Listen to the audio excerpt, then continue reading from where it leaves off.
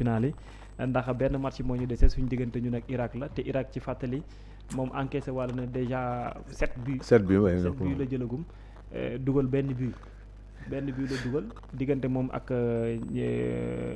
Norvège. 4 la ko Norvège dóor diggante moom France dóor ko 3-0 match boo xam ne match bu métti woon la parce que mi-temps démb bi jël na presque plus presque 2 heures avant ñuy reprendre waa deuxième mi-temps bi daanaka boo koy xool donc actuellement ñoom ñoo nekk sax 4e parce que ñoo nekk 4e ci suñ poule ñun ñu nekk 3e avec -3 ñoom ñu nekk seen biir avec -6 donc fu mu toll nii dernier match la ñuy jéem a espérer si Sénégal gagne avec un score boo xamante ni bu liste 3 moom la nekk par rapport aux autres aussi bañ a yegg ci 3 points wala am 3 points am moins gën a am doole te Sénégal mais lépp daal mathématique la mais bon lépp daal mu ngi suñu kanam nañu xaar ba xam lan lay joxe. oui c'est vrai parce que Bakar boo xoolee.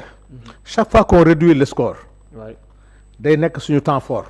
ci moment boobu nga war a dem à la pression et c'est au même moment où tu encaisses. Comment le Sénégal peut encaisser 6 buts. en 2 matchs. ça veut dire que l'équipe n'est pas sur pied. waaw loolu moom beneen affaire. non loolu moom baaxul loolu moom lu ñu war a corriger la. alors mais bu ñu qualifié rek moom. c'est ce qu'on fera une surprise. waaw bu ñu qualifié moom. on peut aller loin. instant bi loo ci am lu nekk chance la chance de doyen ñi dem pencum ndaw réew mi par rapport ak démb ci jëm ci wàllum projet de loi bi nga xam ne ñu ngi ko doon examiner te le président de l'Assemblée nationale bi nekkoon la première fois muy présider d'abord ab plénière muy le nouveau président Ousmane Sonko bi nga xam ne moom moo fa nekkoon démb doyen lan lañ doon examiner démb réellement ak tamit qu'est-ce qui s'est passé ba ñu ne ba benn instant bu mel ni dañuy retiré wu jël projet dugalaat feneen fas yéene invité waat gaañi ca ngoon ga pour xoole ji waat leneen qu'est-ce qui s'est réellement passé parce que lecture parlementaire bu ñu bare amuñu ko ci ce qui s'est passé hier. jërëjëf Babacar d'abord ma féliciter tous ces 4 parlementaires yi nga xam ne démb ñëwaat nañu takk seen écharpe. waaw muy ministre Amadou Ba ak madame Dia. Salimata Dieng Ndaw waaye ak ki remplace Abdou Ahad Ndiaye. Abdou Ahad bu Louga. donc den féliciter ñoom ñëpp. waaw ñoom ñoo nekk nii. mais Babacar y a quelque chose qui s'est passé de grand hier à l'Assemblée te xamuñu ko. Ah bon? De très grand qui s'est passé hier. Vraiment di leen ñaanal surtout la dame Dieng vraiment. Salimata di ko encourager. Babacar am na lu rëy lu xew Assemblée te gisuma benn ñu titre ko. Ça veut dire que les gens ne savent même pas ce qui s'est passé à l'Assemblée. Qu'est-ce qui s'est réellement passé? Babacar Ousmane Sonko a montré avec son groupe parlementaire c'est le président de l'Assemblée mais groupe am la. Oui. Dirigé par Aïb. Ils ont sauvé le Sénégal hier. Ah bon? Ah oui. Hier. tey xamuñu sax li xew. Qu'est-ce qui s'est réellement passé à l'Assemblée? D'accord. dafa am benn ñaari projet de loi mu dem ci code du travail ak code sécurité sociale muy ay défi nag. loo xam ne ancien régime yëpp di jéem na ko fi tenté parce que ce projet de loi là c'est depuis le régime de Benno ñoom ñoo ko commencé woon mais am ay jafe-jafe parce que ku xam le monde syndical xam na ne am na ci loo xam ne c'est très compliqué ñu koy dox di ko dox ba gouvernement bi hérité ko. Donc hier en plénière il y a un projet de loi du gouvernement de l'exécutif bu ñu indi Assemblée nationale. Syndicats yi menacé ne bu ñu ko voté ils vont aller en grève générale ak fi réew mi toll ak li fi FMI nar a def. Assemblée am ñaari choix Ousmane Sonko am ñaari choix mu voté parce que projet gouvernement la. Oui. Président Diomaye moo ko jox ne ko votel ma ko. nga am Assemblée nationale bu représenter le peuple. D'accord. Ousmane Sonko bi mu nekkee premier ministre lu ci bëri da doon nekk le garant moral du pacte social. Pacte social, oui. Plusieurs fois c'est lui qui l'a négocié. Alors... qui l'a négocié tey jox nañ ko projet de loi boo xam ne bu ko wootee grève générale mu dina am te réew mi mun na nekk jafe-jafe munoon na wax ne man sama yoon nekku ci projet gouvernement la naa leen ko voteel suba crise sociale bu amee def naa nga mun a déedéet je suis un républicain la caution morale de la gestion politique de ce régime man la. Ça m'engage. du ma xool président Diomaye du ma xool ne nekkatuma ci gouvernement bi parce que tey su ma doon yàq tey su ma bëggoon rek yàq dama koy voté bàyyi leen nag ñu dem confrontation ma toog jàpp sama jàmbur mu ne déedéet il demande à ses députés nañu renvoyer les 2 projets en commission ñu waxtaanaat ak syndicats yi waxtaan ak gouvernement bi. Quand le président Ousmane a demandé l'avis du gouvernement daf ko ne je me remets à la sagesse quand même du Parlement maanaam je me remets à vous. Pourquoi? Pourtant le gouvernement n'a pas demandé nañ ko renvoyer de mais c'est l'Assemblée qui l'a demandé. Tey Ousmane kon tey gàcce ngalaama moo député yi tey apaisement am na ci réew mi tey ku doon xalaat président Ousmane Sonko muy bloquer gouvernement wala muy yàqal gouvernement c'était l'occasion à jamais. Dem na c'est pas une proposition de loi, c'est un projet du président Diomaye et de son gouvernement indi leen ma ko nag tey su ma bëggoon yàq rek dama naa leen ko wotal bàyyi leen ñu reyante sama yoon nekku ci mën a déedéet damay indiwaat projet bi parce que boo toppoon waa ñoom Abdou Mbow li ñu bëggoon mooy nañu ko rejeter te boo ko rejeter tu bloques tout parce que dans cet équilibre dafa am lu doy waar di nekk ci ñaari loi yooyu. Il faut protéger les employés, il faut protéger aussi, il faut rassurer l'État et il faut aussi encourager les employeurs. Parce que Babacar. Faut arranger employé. Attention, da ngay bàyyi pay employeur. Daan jox benn exemple bu ndaw. Hier quand on a rencontré un des transporteurs ci code bi ñu ne tey Babacar xam nga ne tey chauffeur transport en commun yi bu ñu xëyee 7 heures du matin 6 heures mën nañu wàcc ba ay 22 heures le temps de travail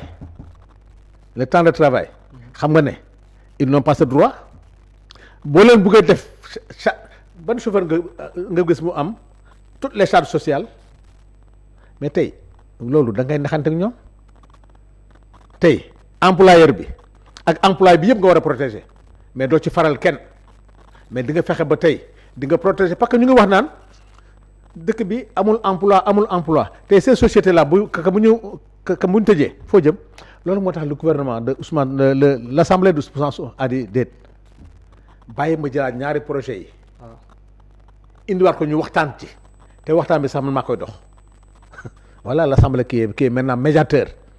Donc li xew démb ñu bëri li ñu gis nag mooy admettons tey loo dégg jawe tey assemblée ngi def ay proposition de loi ñu naan gis nga de assemblée mu ngi anticiper mu ngay songu gouvernement crise institutionnelle dinañ ci ñëw tey buñ ko rejeté woon tey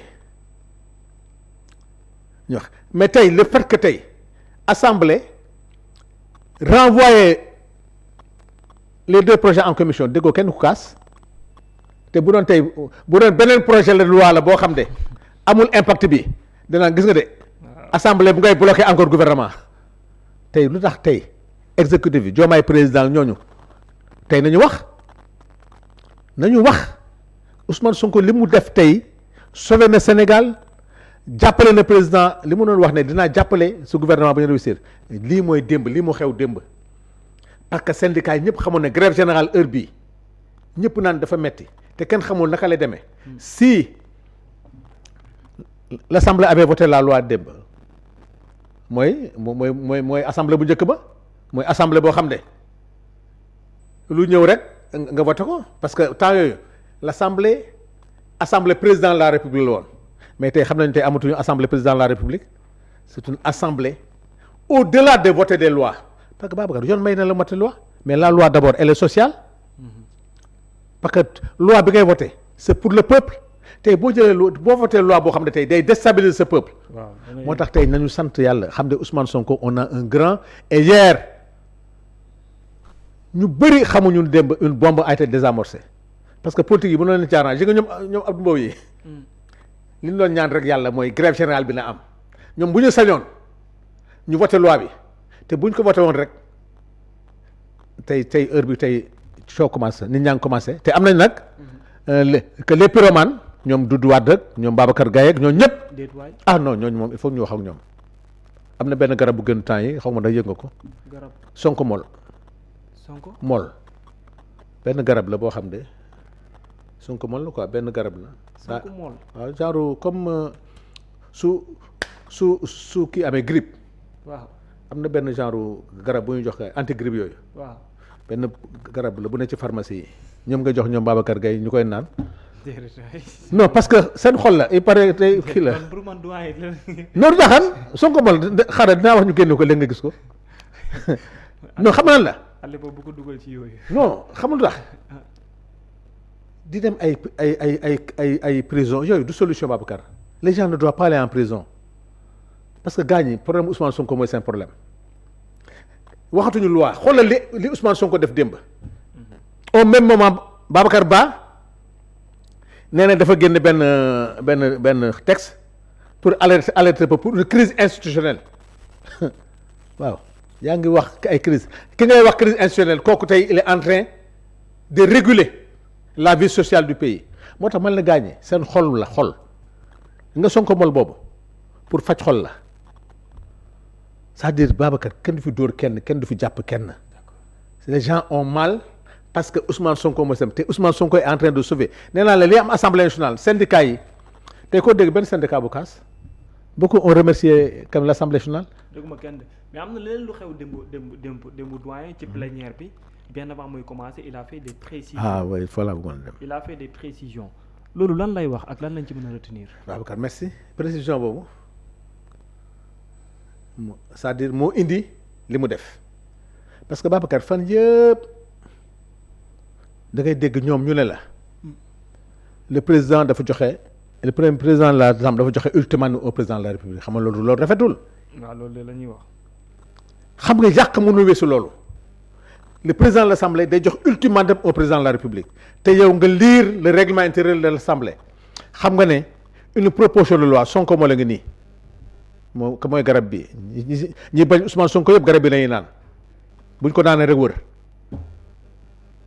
du caaxaan Babacar kii koo ko jox mu naan ñaari cuillère non man maa ko est-ce que xam nga ne ñu ko initié ci la bokk garab bi ak ay chercheurs.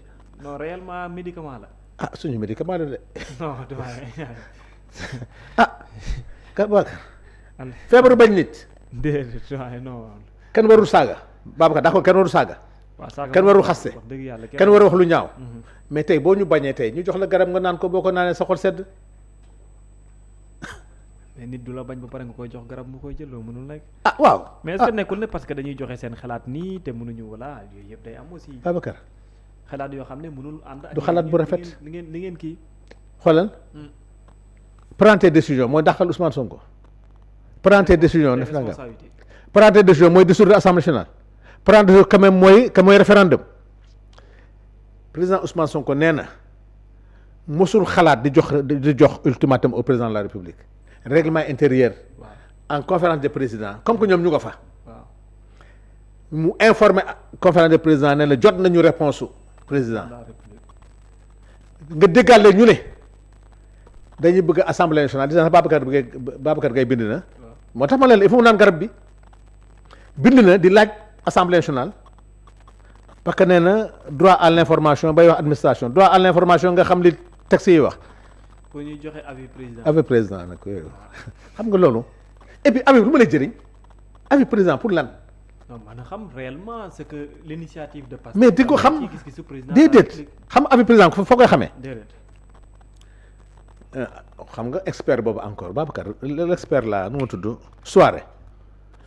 Souaré nee na l'initiative des lois constitutionnelles c'est du domaine présidentiel Babacar wax dëgg nag Babacar tamit dañuy wax na dëgg.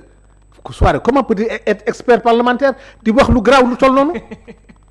loolu de penalty la mais plus non weesu na penalty loolu penalty boobu sax du am góol non tellement que ne quand j'ai entendu Souaré mu ne l'initiative des lois constitutionnelles appartient au président de la République mu ne expert la grand Doudou Wade fële Babacar Gaye feelu fii c'est que ñoo ne ci plateau yi et puis man malheureusement wax léegi yow président loi bi li ma la wax mooy les auteurs président Sonko jox na réponse bi aux auteurs président de la république nag moo am moom bu ko neexee réponse bi mu joxe bu ko neexee mu publier ko xoolal tey bu ko assemblée génn woon tey bu féete woon assemblée den ne l'assemblée n'est pas responsable su féete woon ku mel ni Sanu Dione xam ko ñëw ci plateau rek wax ko président ne gis nga de voilà une assemblée tey pour wax la ne l'assemblée est en train de jouer son rôle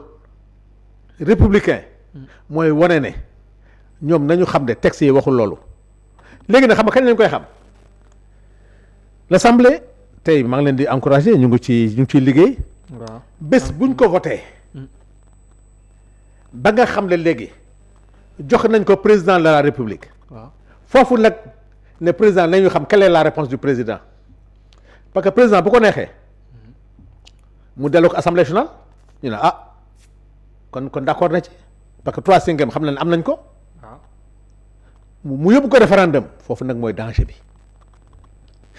je conseille au président su mu nee déglu ba mu yóbbu jamais bu mu dem jamais référendum ci temps yi. ba APR loolu lañ koy digal de. waaw xam nga lu ñu bëgg. dañ ko bëgg a affaiblir parce que président amul majorité bu koy votel xam nga bu ko regee texte bi kenn du ko xool xam nga texte bi kenn du ko xool. mais position Pastef lu muy doon. li Ousmane Sonko décidé li assemblée voté suñu projet de loi la. mais su boobaa day favorable parce que wuy lay nekk. wii lay doon. waaye wuy bi aussi moom la président bëgg. Déedéet président bu bëggee wii na ko delloo assemblée non parce que proposition de loi la les 3/5 boobu muy wax ñoo def proposition de loi xam nga suñu comme xam nga loi Pastef la. kon président bu ko delloowaatee assemblée. mooy xam na ne day jàll. mooy ça veut dire aussi que d'accord na ci seen. d'accord na ci procédure bi d'accord na procédure bi bu ko yóbbee référendum nag xam nga lu muy nekk. dootul nekk projet de loi bi proposition xam nga lu muy nekk Ousmane Sonko Diomaye gars yi doon ñu xool texte bi de dañ naan lu président Ousmane Sonko bëgg ñu ne lii. Sonko bëgg lan la Diomaye bëgg. lan la Diomaye bëgg te bu nekkee mu nekk référendum te loolu président heure bii kenn war ko dugal ci di ko natt moo président Ousmane Sonko. donc le référendum n'est pas bon deuxièmement bés bu ñu dugalee ci boppam référendum pour dissoudre assemblée baaxul. mais ñu bari aussi dañ jàpp que ne instant bi ñu toll nii le dialogue des deux institutions c'est une obligation compte tenu de la situation. merci beaucoup. sens bi le président de l'Assemblée nationale di demee est-ce que c'est pour dire déjà que je suis ouvert. mais ça y est yow le dialogue a eu lieu hier. mais bon teewul tam mu posé beneen acte ci côté boo xam ne neexul la coalition Diomaye. non coalition contre non. parce que coalition Diomaye mooy Pastef. coalition entre Sonko la neexul. coalition contre Sonko bi mais ñooñu est-ce que mais ñooñu xam nga pour wax neexul leen mais nañu wax li xew démb est-ce que dégg nga kenn ku féliciter Assemblée nationale démb pour avoir sauvé le gouvernement d'une crise dialogue boobu moo tax président Ousmane Sonko. le dialogue des institutions moo tax gouvernement indi ko projet de loi mu dégg les partenaires sociaux ne lii bi ngeen ko voté du baax ñu paralyser réew mi mu ne gaañee gouvernement kaay nañ dellu ginnaaw kaay leen partenaires sociaux kaay leen ñu waxtaan ñu xool li gën a rafet loolu na président Ousmane Sonko wane démb moo tax mu ne démb ci li ngay wax quand il a parlé mu ne képp kuy ut crise institutionnelle utu ko feneen mais du fii du jóge jamais assemblée nationale et la preuve hier il l'a montré hier maintenant nit ñi Babacar comment ñu ne assemblée nationale am na initiative ay loi assemblée jël proposition de loi de la constitution président de la république kan moo am droit ne ko président tey il faut nga ni projet de loi même Mimi Touré s'est trompé ñoom ñëpp ma dégg ñu naan président dafa am projet de loi le président n'a pas de projet de loi Babacar le président n'a jamais. avant projet la am c'est vrai. avant projet xamuñu ko engagé wul assemblée am et puis avant projet mun na jàll en 2028. waaw on sait jamais foofu moom amul durée. amul durée mais bon dès que l'initiative est déjà là c'est-à-dire l'idée de faire benn avant projet ça veut dire que ce souhait mooy amal ak projet. mais attends parce que après la requête qui a été formulée au niveau du conseil constitutionnel. un mois il fallait passer par rapport. il fallait passer. Ouais. mais Babacar tey jëlee ci projet politique bi am na lu ci président kam proposé. mais am na loo xam ne président ni muy doxalee heure yi ak li mu proposé àndul de est-ce que loolu du ko retiré il dit que le président de la République ne peut pas être le président de la République et président de parti et faire des activités et même coalition de parti. waaw te président mu ngay signé ay arrêté coalition de parti xam nga loolu àndul texte bi kii nous dit que ne loolu président mën na ko retirer comme mën na ko bàyyi ba pare loolu. président Babacar ay consultation la. parce que bi mu génnee avant projet bi daf ko delluwaat population bi pour gars yi xalaat ci. boo fàttali ko liñ ruusi woon ci dialogue bi mu ngi nii. mu ngi nii après léegi yéen itam toog leen ngeen waxtaan ci lan noo ci seen xalaat. waaw loolu mun na durer 1 an 2 ans yaa ngi fàttali ko président Matar Mbow yàlla na yàlla suuf sedd ci kawam. bi ko Macky Sall dénkee xaw ma kii bi réforme sénéri xaw ma. réforme waaw loolu itam ci wàllum institution yi. waaw anamu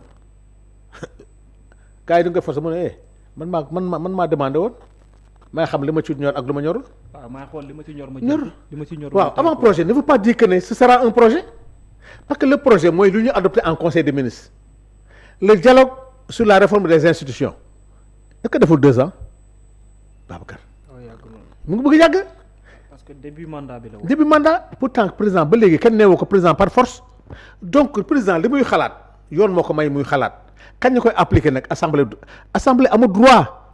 parce que Babacar tey Ousmane Sonko ngi door a wone ak assemblée bi El Malick sax commencé woon na ko wane ne assemblée nationale bi ñu am du assemblée président de la République c'est une assemblée du peuple c'est une assemblée qui va jouer son rôle de contre-pouvoir mais du assemblée parce que xam nga Sénégal lu ñu xam ñoom Babacar Gaye ak Doudou Wade yi xam nga lu ñu xam Doudou Wade da nga fàttali ne fii moo fi indi woon moo fi doon fecc ci benn xam nga projet de loi xaw ma la yu mel noonu c'est que ñoo xam lu ñu xam bu ñu mosaa di dàq président assemblée dañuy changer règlement intérieur assemblée jële ko 5 ans def ko 1 an xaw ma yaa ngi fàttaliku loolu pour la première fois de l'histoire Pastef ne déedéet kenn du changer règlement intérieur ñun ñooy wane on est généreux El Malick démissionné Cheikh Thioro démissionné sans que ñu laal le règlement intérieur mais ñoom nag ñoom Doudou Wade ak ñoom Babacar Gaye ñoom dañuy ñëw rek voter changer règlement intérieur bi président yaa da ngay def contre le président de la République ñu jële ko 5 ans def ko 1 an dàq la indiwaat keneen. wax ji jeex ñoom Doudou Wade loolu la doon def jàpp maître El Hadj Diouf dóor ko en commission dóor yu métti dóor ko en commission mais ministre Aliou Sow kan ma ko dóor assemblée laajoo Doudou Wade kan ma ko dóor ministre Aliou Sow assemblée ñooñu tey ñoo fi nekkoon di gérer assemblée. am na tam ñu fi boycotté débat d'orientation budgétaire. loolu nag c'est historique Abdou Mbow histoire dina ko tudd. déet moom kese di. moom la woon. allahu akbar yow fàttali nga ma.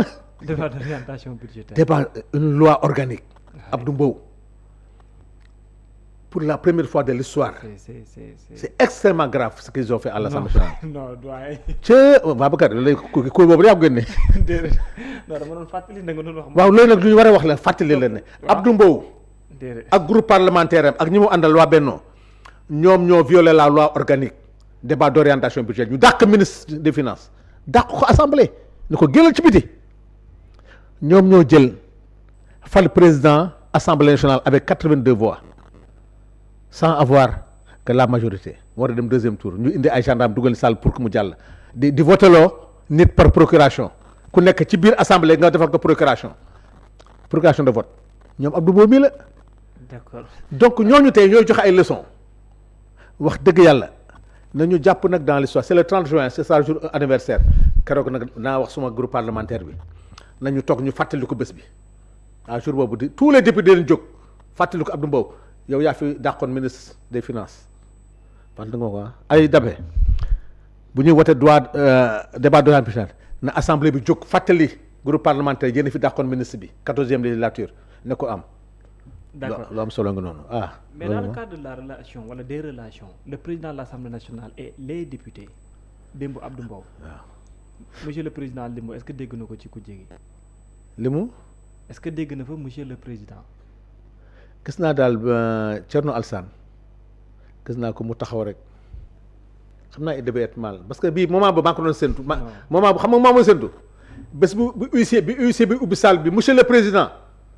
moment boobu maa ngi ko doon séntu bu baax a baax mais j'ai vu boo xoolee image yi gis naa daal Thierno Alassane moom bi ñuy assemblée gis naa ko mu taxaw def nii rek ñoom xamuñu seen problème Ousmane Sonko mooy seen problème Babacar, je vous assure que ils n'ont pas de problème parce qu'ils maîtrisent les textes. Oui, mais bon, on voit un homme qui n'est pas trop taquin, mais qui a été aussi un peu ouvert. Très ouvert. Un peu ouvert. Très ouvert parce que xam nga la Abdou Mbow il fait un guérilla parlementaire xam naa ko Abdou Mbow il fait un guérilla parlementaire parce que guérilla parlementaire mais nag loolu groupe parlementaire dañ ci ut solution léegi. mais ci la bokk de c'est non ci la bokk ça c'est l'animation man fii sax laa koy fànn xamul ndax. def ay correction corriger ay ñoom Guy Marius Sagna cité l'article 80. 83 non oui mais xëy na bon ni mu ko xam nga Abdou Mbow dafa muus xam nga luy def. waaw xam nga guérilla parlementaire nii Abdou Mbow même bu waxee ci lii xam nga député bi 5 minutes la war a wax. te Abdou Mbow xamoon na ne texte bi dañ koy renvoyer il fallait mu am temps de parole pour mën a def politique pour boole le monde du travail ak kii bi loolu moo taxoon. mais ba léegi Ousmane Sonko tudd ko moom tamit tudd ko. waaw mais Ousmane ne xam nga nag Ousmane honorable député vous avez la parole moom tam mu ñëw dem directement. xam nga nag y a pas de merci beaucoup président. doo ko jàll waaw xam na ne. tradition boobu tamit lu déedéet rafet la de. non parce que ñii leen tax a jóg Ousmane Sonko moo leen tax a jóg mais du assemblée bi te Ousmane du leen may loolu du leen ko may ku ci mën a def et puis Abdou Mbow comme que mooy kamikaze bi bon parce que moom des fois avec un ton taquin. xam Abdou Mbow tiim ay professeur ñoo xam ne mën nañu ko jàngal mu naan leen dem leen jàngi bon c'est taquin je comprends. expérience bi nag léegi. waaw expérience du ko mën la am na xam nga 4 mandats boo ko defee nag wax dëgg yàlla 4 mandats yoo xam ne nag mënoo wax ne Abdou Mbow lii la fi def ci wala waa du ma defee sax Abdou Mbow dama naan waa Benno yi amul dara lu ñu def ñoom ñoo falsifié woon règlement intérieur assemblée nationale donc Ousmane Sonko. gis nga perchoir ba mu toog. naa léegi ne assemblée di changé de. yi nga opposition bi di wax nii. waaw ku ciy wax rek waxal loo xam parce que dina la jox ca cër nag gis nga Abdou Mbow saa yu demandé droit Ousmane dina ko jox ni mu gën a tàngam du ko defu nangam dina ko wax mbaay ku muy waxu dem yoonam mais nañu moytu bu ñu dérapé. waaw bu ñu déparé rek dugal ko ci parce que président assemblée boo ko waxee nag am na fu mu wax xam nga tey démb bi muy wax ci proposition de loi bi révision de la constitution il a parlé avec tous les Sénégalais wax na ko ci français wax ko ci olof xamal leen ne assemblée bii du assemblée bi ngeen xamoon déedéet assemblée bii nag assemblée liggéey la du assemblée caaxaan ku bëgg a liggéey na nga ñëw ku bëggul liggéey na nga xam ne bëgguloo liggéey mais l'assemblée va changer et va contrôler le gouvernement. D'accord. Donc loolu mooy une chance pour le Sénégal parce que Babacar sérieusement bu ñu xoolee li xew démb rek. xel yi war na dal Babacar démb mais grève yi ngay gis nii. parce que sur le plan politique amul benn coow xam politiciens yi loolu moo fa naroon loolu moo doon grave di nga Babacar tant que politiciens yi la kenn du génn. garaawul quoi. man yow tu vois ay Babacar Gaye du waa di génn ci mbedd bi foo leen di gis. Et attention l'opposition sénégalaise barki Demba Ndiaye je pense que ne au-delà pour parler de l'Assemblée nationale je pense que ne gis nga rendez-vous bi jigéen ñi FDR organisé woon. dëgg lu ñuy wax. te soxna Aïssata Tall Sall nekkoon fa ak ñoom. mu ne la seen colin rafet trop. mais dégg nga discours yi fa jóg Bamba Fall soxna Aïssata Tall Sall. waaw mu ne gisoon na davantage l'opposition est dans le sens boo xamante ni dafay gën a réorganiser pour may yenn doy yi. yuy tax ñu mën a dem seen yoon parce que Aïssata Tall Sall nee na désormais même s'il le faut les hommes rester derrière laissez-nous mener exactement bataille bi. dañoo jaawale élection yi moo lay wane ñu ayuñu. jaawale élection yi. une opposition ne se décrète pas on va vers des élections locales Aïssata les invite à Podor pour une élection nationale xanaa xamuñu li xew élection locale lañ jëm c'est pas une mobilisation nationale. Pastef doo ko dégg mën na mobilisation nationale chaque week-end chacun est dans sa section waxuma sax département dans sa section. organisation c'est pas une organisation nationale. pour dire que ne bu ñu yeggee ci élection bi les choix seront très faciles. non ils sont dépassés par la politique ñu ngi def politique mu njëkk ba di woote mbootaay national qu'est-ce que l'opposition va faire à Podor xamuñu li xew cette élection locale Pastef tous les week-ends Babacar man mun naa la wax ne Mbour le vendredi. Samedi ñu ngi woon Biscuiterie dimanche ñu ngi woon Kër Massar tous les jours dans une section du Sénégal il y a une activité de Pastef au moment ñoom ñu ne dañoo bëgg a boole seen yëpp def ko une activité nationale. même bu ñu amee alal bi ils ont les moyens financiers xam naa ko mais amuñu mboole parce que une opposition ne se décrète pas gis nga bi ñu koy waxee keroog. gis nga bi ñu koy waxee keroog pare nañ ci Amadou Ba doo ànd ak waa Kër Macky Sall ñoom du ñu ànd ak Mimi Touré ñii du ñu ànd ak Idrissa Seck c'est une opposition divisée opposition de salon la ñu am gis nga seen yére yu weex yooyu ni mu weexee noonu ci ñoom du tax bu ñu nekkoon en jean nekk en t-shirt ma ne gars gëri yaa ngi. mais gisoon na Aïssata Tall Sall léegi. non Aïssata xam naa ko nag suma jigéen la suma xarit la une renaissance politique. non Aïssata nag yàlla may na ko kàddu nag. est-ce que mënuñ dem ba ci biir FDR sax moom mu coordonné ko. amul FDR du am du existe jamais biñ ko bëggee def Khalifa Sall laal bàyyi leen jàmbur Khalifa talatul li gars yi amatuñ nit Babacar nit la ñu amatul moo tax ñuy wote mbooloo 3/4 ba nekk ci FDR bu demee élection mu moitié ba yëpp Ousmane Sonko la ñuy woteel Abdou Sagne moo watal la ci loolu. amuñu nit. l'idée de Bamba Fall. non Bamba c'est fini politiquement. suma xarit la non doyen nag xanaa foofu doo ko non sérieusement c'est mon ami. non doyen non foofu doo ko minimiser. non Bamba non Bamba c'est un ami. de Bamba. non Bamba am non ba ko benn ennemi la ñu am. ennemi waaw c'est vrai. waaw benn ennemi non en fait en politique moo tax muy nekk di wax. non pour ñoom benn la ki yàq pour ñoom tamit kenn la. waaw déedéet moo tax ma ne ko s'il le veut aussi que président de la République na ñëw mais on dirait comme s'il y a benn ñàkk déggoo entre ñoom parce que ñi ñu ngi. du ñu déggoo jamais ci àddina ñaar ñi benn lañ bu kenn différencier mais Bamba moom mu ngi naan coalition Diomaye même su bëggee mën na ñëw ñu ànd pour defanteeg Ousmane Sonko. c'est que ñoom li ñu ut ci président Diomaye c'est pour l'affaiblir ñii tey président Diomaye ñoo yóbbu président Diomaye kaso ñii seen régime mais ci la xale yi dee. ci lañ yóbbu Ousmane Sonko ak Diomaye. dañoo am expérience ci politique. non expérience bi nag ñoom ci mal gouvernance la ci mal gouvernance foofu sax laa bëgg a lancer appel ñoom FDR. nee nañu dañoo bëgg a traduire dem haute cour de justice cette fois-ci on est prêt nañ dem haute cour de justice pour haute trahison nañ dem rek ñu jël dossiers yi dem man maa ngi preuve en tout cas. pour wane ne Macky Sall ak ñoom ils ont trahi le peuple sénégalais ils ont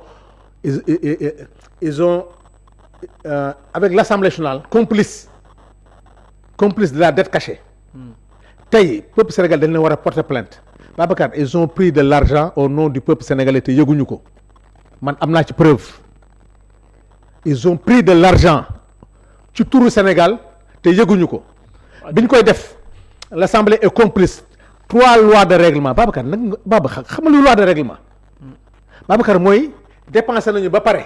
waaw dépensé nañu ba pare ci dépensé ndeke ne am na xaalis boo xam ne defuñu ko ca xam nga comme LFR ak LFI mun nga ne ay prévision la. loi de finances initiale loi de finances rectificative mais loi de règlement mooy lu ñu dépensé ba pare ndeke ne ñoom 3 règlements yi loi de règlement yi nga xam ne ñun bii ñëw en 2022 fekk ñu ko fa.